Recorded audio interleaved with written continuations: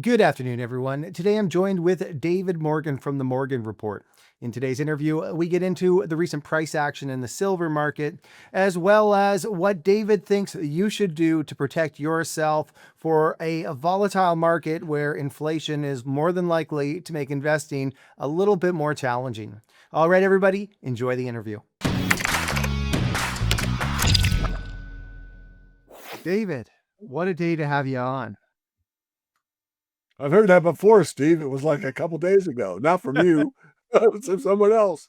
Well, look, for me, this is almost kind of fun because when I first started investing in precious metals, um, I came across a guy named Mike Maloney who wrote a book, and he mentioned you in it. I'm sure you're well aware of that. Yeah. Um, and that's sort of in his book, he talked about how there's supposed to be a book about investing in gold and why gold's going to have an epic run. But the one theme he kept talking about is if you want to make money, you got to be in silver. And if there's one guy you got to listen to about silver, it's this man named David Morgan. So I probably read that book back in 2011 when Yeah. silver hit its all time highs. And as we do this interview, it wouldn't surprise me if silver hits its all time highs. Perhaps it already has. I haven't checked. I know we're hovering around there as we speak. So David, let's just get right into it. What's going on right now when you think about silver? Is there a lot of room left here in this run? Are we just getting started? What do you think? Yeah, there's people that have both opinions. I'm kind of in the middle. I mean, I wrote in, I think, 2003 and Get the Skinny on Silver Investing. I saw $100 silver this time, this bull market. And it depends how you measure it, but we really started the gold bull in year 2000 at 252, and now we're at 4,000. And silver didn't really break out until a few years later. The breakout, the way I see it, and I can kind of prove it, was September 2003. And then both gold and silver, well, gold particularly had 11-year bull market. Year over year, every print was higher than the year before for 11 consecutive years. In silver, it actually didn't do that, although it was an 11-year bull market. There were some year over years where being so volatile, it was higher one year than the next on the close type of thing. But anyway, and so everybody enjoyed that and watched the big ride up. And then, of course, we had this kind of devastating correction or bear market. Now we've broken through that months ago in gold, and silver's done it recently, and we're on our way. Will it go to 100? Yeah, I think it will. But right now, I'm kind of actually at this level, Steve, because this is a kind of a 50-year barrier, and it's a psychological barrier. And there's a camp out there that's got burned by silver or doesn't like it, or somewhere in between says, it's going to stall at 50. And I think it will, but it may not. If it keeps going, it proves how strong the market is. If it stalls out, it may cause people to, pause. Oh my goodness, did I buy at the top again? Or, oh no, and blah, blah, blah, blah. And, drop down from 50-ish, 51, 49, I don't know, in this range. And maybe take 2 or 3 weeks to pop back. And then I believe that it'd go through 50 and just, and stay there. 50 would become support rather than resistance after 50 years. That's a flip-flop. Think about that. Rather than being resistance to become support, it's not going to go below 50 from now on for months or years. Who knows? What I find interesting, David, is that historically, when we have these runs, you start hearing, the people in your life, and I'm sure you have these people who they don't really pay a whole lot of attention to what you do and what you talk about professionally. And then suddenly they start asking you about what's happening with gold and silver. And for me, as you know, a lot of people in my world know what I do, and they know that I chat with precious metals companies. I'm invested in them. I go and visit mines, and I have a lot of insights into it. And I haven't had that moment yet where a lot of people are asking me about silver and gold. And when I think about that, and I think about it seems like CNBC is hardly even talking about it. It just feels like we're so early into this bull run. I think so. I mean, the third leg up that I've, ad nauseum said 90% of the move in the last 10% of the time.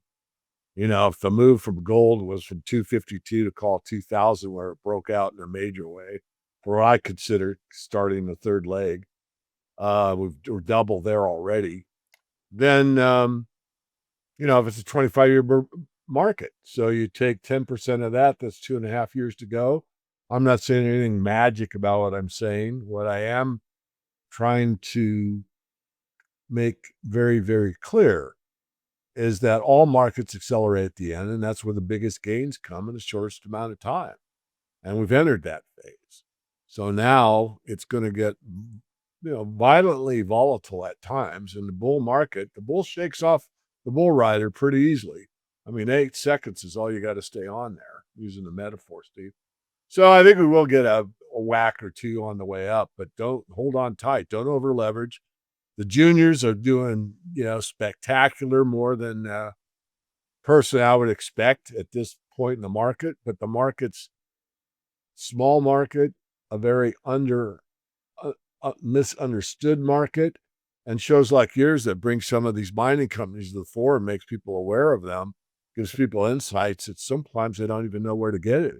So, you guys are doing a heck of a job, and then you get the big picture from me now and again and others, and it's pretty darn bright out there, Steve. Whenever you hit a new all-time high, I did an update for members only. I didn't count them all, and we don't have a long list. I showed it to you before we started the show. And in that list, I think that about half of those are hitting all-time highs right now as we speak. So something I was having this conversation before we hopped on with the editor of our site, Jay, and I was talking about how you have this number where you think, okay, if I can get to that number, life's gonna be a lot easier. I can maybe think about taking a whole bunch of chips off the table and uh, taking the risk off. And I'll be transparent here. A couple of years ago, after having experienced a huge bull market and investing in a whole bunch of companies where ended up losing my shirt. I I I was down and out and thought, blew up my account, thought it was over. And quite frankly, was even at some points being like, am I gonna have to declare bankruptcy at some point? And here we are a couple of years later. Everything's back. I've built my account back up through some smart investments and probably some luck. But then the conversation turns to is that number that you need to think about, okay, I've now taken care of my family and I've got enough money put away. Is it different now than all the other bull markets we've seen? Because in the past there were pullbacks because we got inflation under control, spending under control, and the economy kind of would just go back to balancing itself. Sure, there was probably more inflation than what the Fed was telling us, but it would come back. And I just kind of look at what's happening with gold and silver, and I hate to use the term we're under a new paradigm, but just everything that's happened. Like we look at when the U.S. Seized Russians' foreign reserves, and gold started running about 5 months after that, and everything that's happening geopolitically, like, are we at a point now where those of us who are in precious metals are kind of just early for what's gonna be a pretty massive inflationary run? I think so. Looking at the psychology, the early adopters, the people that are in, or the people that bought, in the 2000s and rode it all the way up and down, and now they're back up. All of those people are kind of in disbelief because for decades, we've had Lucy in football with Charlie Brown. Charlie comes to kick that thing in through the goalpost, and she pulls the ball away from him. So anyone that's been in this market for very long expects that football is going to get pulled away, and yet silver went past 40, 42, and 44, 46, and it's touching 49. It's almost hit 50. And they're kind of like, when's the football going to be pulled back? I mean, you always pull the football back. So I'm answering your question metaphorically. Yeah, it's changed. And what's changed is the psychology of oh my goodness, silver can't make it to 50 as one more challenge. And that's the 50 mark. I won't repeat. But once that's established, then all the doubters that have a shadow of a doubt are going, oh my goodness, new paradigm. We're above 50. It's a support level. We might not see 50 for another 6 months or whatever. I mean, it might go up and come down and test it a couple times. I'm not worried about that. I'm just looking for those 50 prints that continue. And if that happens, or maybe 50, 60. I mean, if this thing gets a runaway and there's actual short squeeze on the commercial side in the paper paradigm, which is nothing more than a bunch of paper that can't be backed by real metal. If we're into that mode, which possibly, I don't want to be misquoted on this, but if we are, which I doubt, but we could be, then we got a whole, then it's a paradigm shift on a paradigm. It's a paradigm shift of they, the banks can't lose. Well, maybe they can lose. It's something I was thinking about, like, is it possible that the US has lost its world reserve currency status? And, really what's happening in the background here is that we've got a bunch of these BRICS countries that are actually buying up gold quietly. They're not actually reporting their buys, and they're the ones who are ultimately driving this market. I would say, Steve, it's institutions or banks that are driving it. I said that years ago. The run to gold has started. It's because of central bank buying, or she's, bank buying. And then, I showed a chart to my members within the last 3 weeks on kind of the psychology of a bull market. And, there's a stealth phase, no one pays attention. Then there's this and the other. And as I just said a moment ago, we're getting out of and it's not shown on the chart, but kind of like the stale lawns disbelief phase. Like, oh, are we really in a bull market? Oh, how long is it going to last? Oh, I better, I better take some profits. Oh, and as far as the number goes, I want to comment on that you mentioned a moment ago. In the book Second Chance, written by David Smith and myself, Second Chance is how to make and keep big money in the coming gold and silver tsunami. In that book, we do a lot of ideas and guidance for how to plan your own future. I take out at this level, I take out, 40%. At this level, I take out the remaining 30%. At this level, I take out 20% more, and I leave this much in for the home run. There's lots of strategies. I can't go over them all with you, Steve, but one thing about a bull market is it's really tough. Everybody wants the exact top. And when we go parabolic, it's going to be hard. And I hope we're not going parabolic now. If we do, I believe it'll just be a quick one, a sharp correction, a scare you out kind of thing, and then a reestablishment and higher. Um, Silver has a propensity to spike high and low. So anyway, I probably said more than enough. Back to you. Well, I was also thinking about it today, and like it's now getting to the point where do we start to price things in gold? And like here in Canada, we've had a bit of a real estate pullback, and this has basically been one of the hot button issues here in Canada, as I'm sure you're aware. I know when I talk to Americans about those home renovation shows, and they always have commented to me about the housing prices in Canada, and how insane they are. And we've probably had, like, I don't know, a 20% pullback in real estate across Canada. But then it's like, if you think about it from those 2022 highs and you price it in gold, that 20% pullback actually probably looks more like what, like a 60% pullback? And I these are like, I just wonder if we're now entering that new paradigm where people are gonna start to think about currencies differently. And, for I know I'm 42 years old. I've never really experienced bad inflation. Like, yeah, we had a couple years after COVID, but I've never known what it feels like to be like, "I better purchase stuff because it's gonna be so much more expensive in a year or 2." And I I'm concerned for everybody around me that doesn't pay attention to what's happening. And those of us who we encountered people like yourselves earlier in our lives that started thinking about these things. We tend to think this way, but um, I wonder if you're not preparing yourself financially right now for what's about to happen, are you setting yourself up for a unbelievable level of wealth destruction? I think so. I mean, I wrote about that in the Morgan report probably 4 or 5 months ago, and I said, what if one of these Elliott wave guys is correct and gold stalls out at 3,500? That was his number. We're now at 4,000. But I just want to do a thought experiment. So what happens if gold makes it to 4,000 and that's it? And I made the argument that if everything else goes down by half, it's like $8,000 gold. Mhm. And what you just said, relative to the currency you're talking about.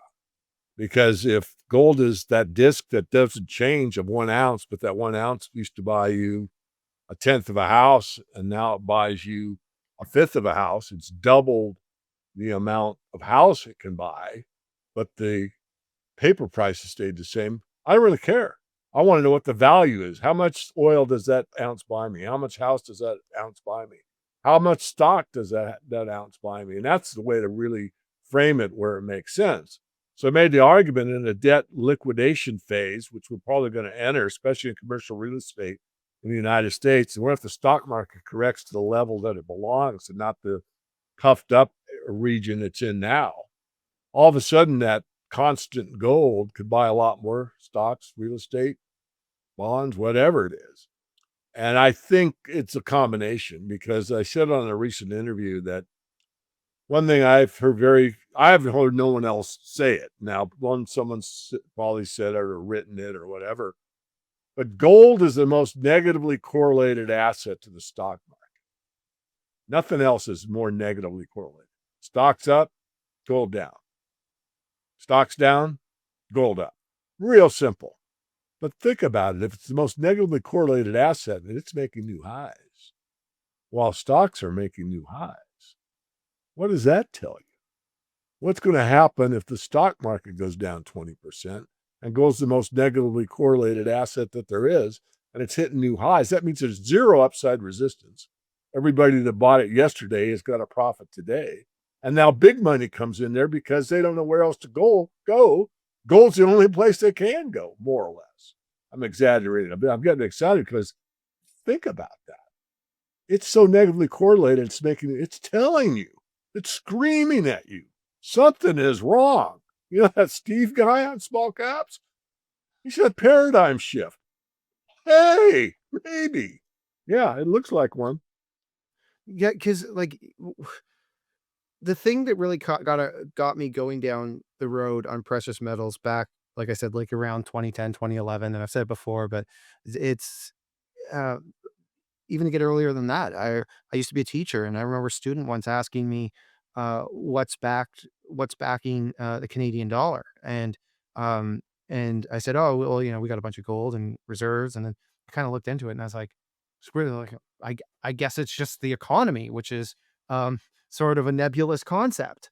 And then we saw Ben Bernanke say the words quantitative easing, which really signaled to the entire world that no matter what pain happens, we will write a journal entry that's really just printing money to make all the pain go away. And that also signaled to all the government leaders they can do whatever they want. There's no austerity. When I was a kid here in Ontario, my dad used to work for the government. Bob Ray was in power, and that was like the really far left party. And his hands were tied on how much money he could spend. He invented this thing called Ray Days, where he'd have everybody in the government take like 10 days a year off. I can't remember how many it was, under the idea that our government just we can't spend that much money. And then here in Ontario, our current premier, the Conservative, supposed to be the far right party, he's now sending checks in the mail. He don't even got a central bank, and he's sending checks in the mail to effectively make people happy and buy votes.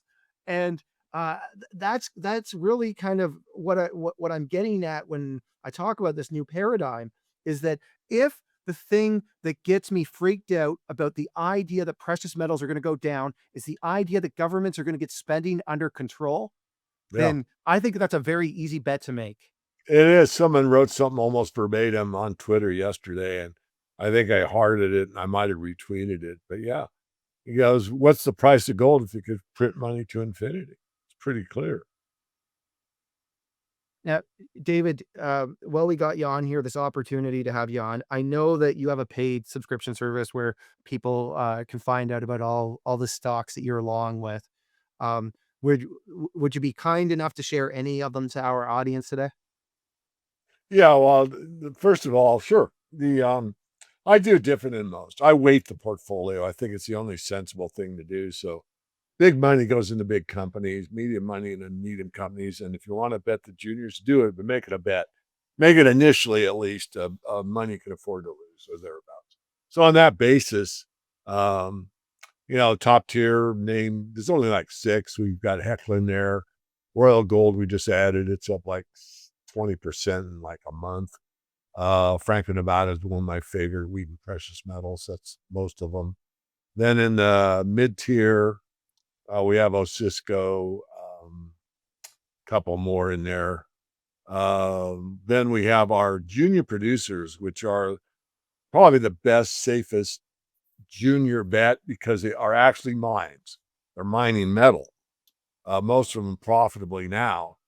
And on top of that, they haven't done exploration on all their projects or that particular property that's actually mining. So you have a lowered risk because they are making money from mining, but you also have upside potential because they have more properties or that project could be expanded in many cases. Couple of royalty companies. One you could look at. It's not mining, but well, it is in a way because it's associated with people that mine battery metals. It's called Electric Royalties. You can look that up. I talked about Osisco, one of our uranium rare earth stocks, just hit new highs today, gone from $3 to 19. On the super specs, Outcrop Silver, we took a look at, walked the property, and then I'll give you a couple more. There's one that I talked about off air. You can tell your viewers if you want. That's a very large project, will be bought out, and you know, it's elephant territory. It's in Mexico, if that worries you.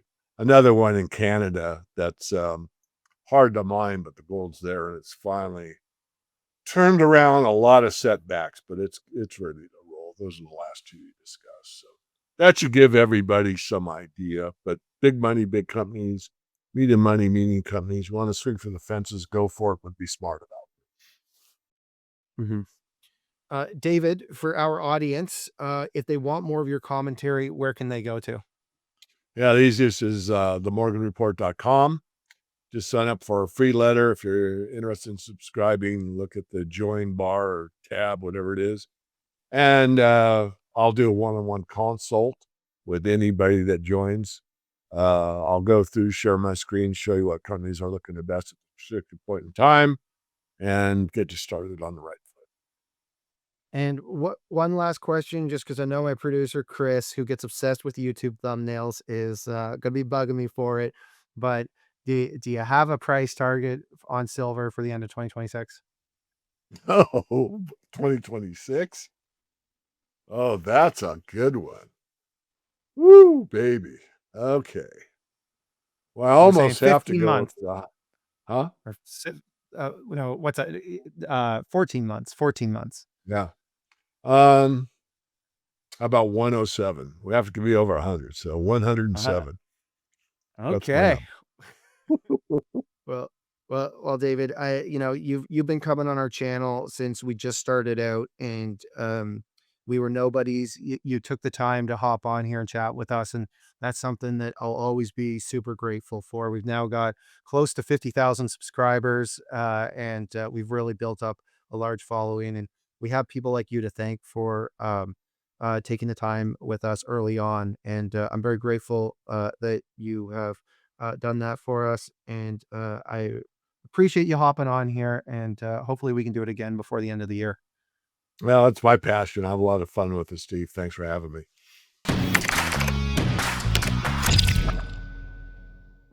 All right, everybody. Thank you for watching. If you enjoyed this interview, do me a favor, smash that like button, subscribe, and ring that notification bell. All right, everybody. Thanks for watching.